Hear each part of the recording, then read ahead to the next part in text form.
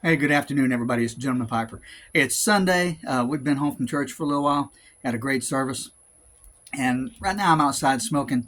It's my Dr. Grabow Royal Duke pipe. I know Dr. Grabow gets a bad rap sometimes. I guess people think they're cheap pipes, but I like it. Right now I'm smoking my South Battery blend from South Carolina, and really like it. Now today I wanted to talk about wisdom. One of the best places to find wisdom, I think, is in the Book of Proverbs. Uh, I have several verses from Proverbs printed on a lot of things. My favorite is Proverbs 27:17, and that is iron sharpens iron, to paraphrase. And, you know, there's that. Yeah, the Book of Proverbs. There's Meditations by Marcus Aurelius.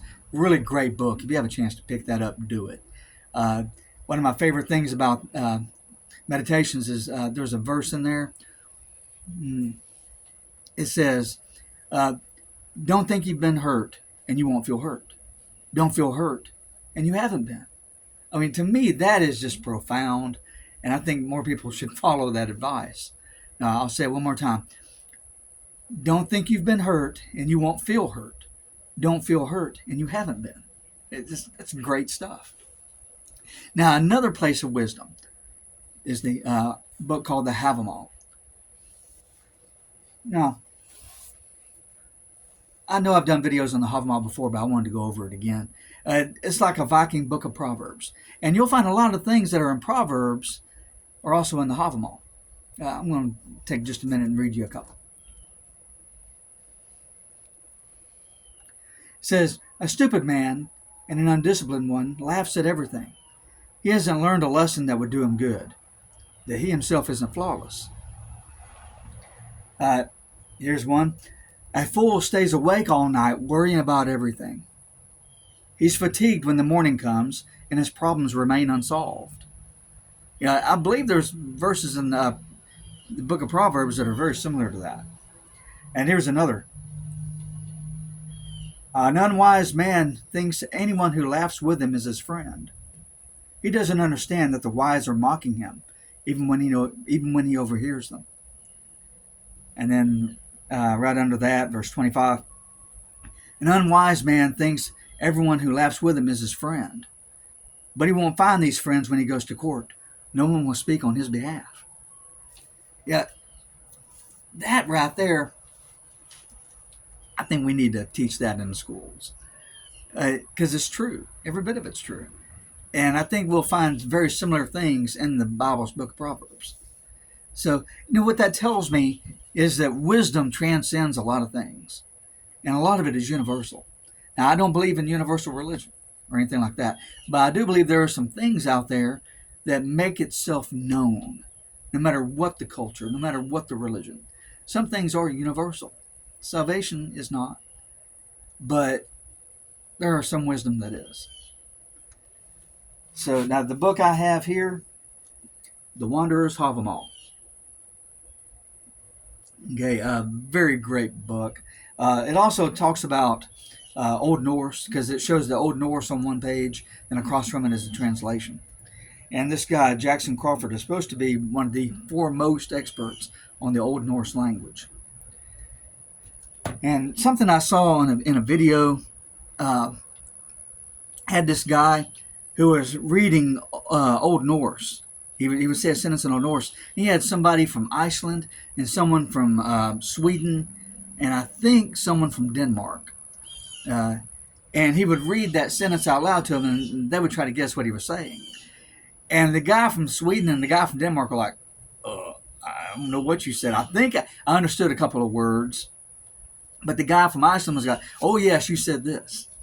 And it's funny because Iceland, whenever the Vikings settled in Iceland, they didn't have very much in the way of other people coming in.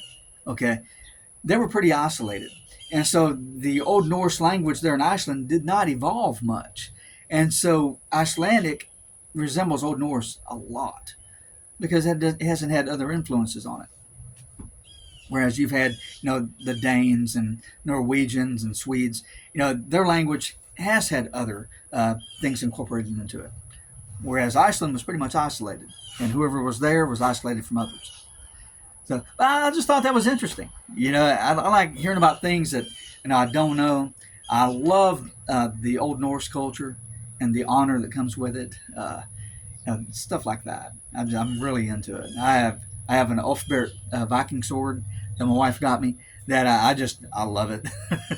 I'm about to take it down and re-oil it and stuff and sharpen it up.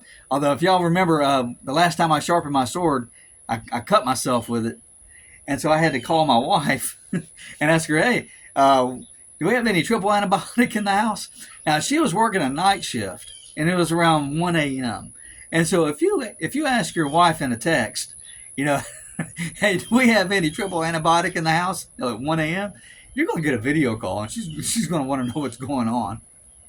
And so, but hey, I'm old school, man. I rinse that thing out with tap water, put some hydrogen peroxide on it, slap some honey on it, because that's supposed to be a really good protectant, and wrapped it up. I called it a day. So I guess I'm kind of old school that way. But yeah, hey, that's about all I got for you. I thought, wisdom and books of the Bible have wisdom. There's Meditations by Marcus Aurelius. I have that book too. I have a pretty good library now. And then the Hávamál. And I just started thinking about Vikings and the Hávamál. And I just thought I'd talk to you about that. So now, in this channel, we talk about manly things. What could be more manly than Vikings? Come on. So, but hey, men, take care of yourselves. Take care of your beards. Mine's really coming in now. I like it. Okay. And I'm losing some brown though, guys. I'm getting more wisdom, I guess. And the mustache is pretty much gray now. So, but I still got hair on my head though. Yeah, it's getting there. But hey, guys, take care of your beards. Take care of your loved ones. Take care of yourself. Okay. I love you.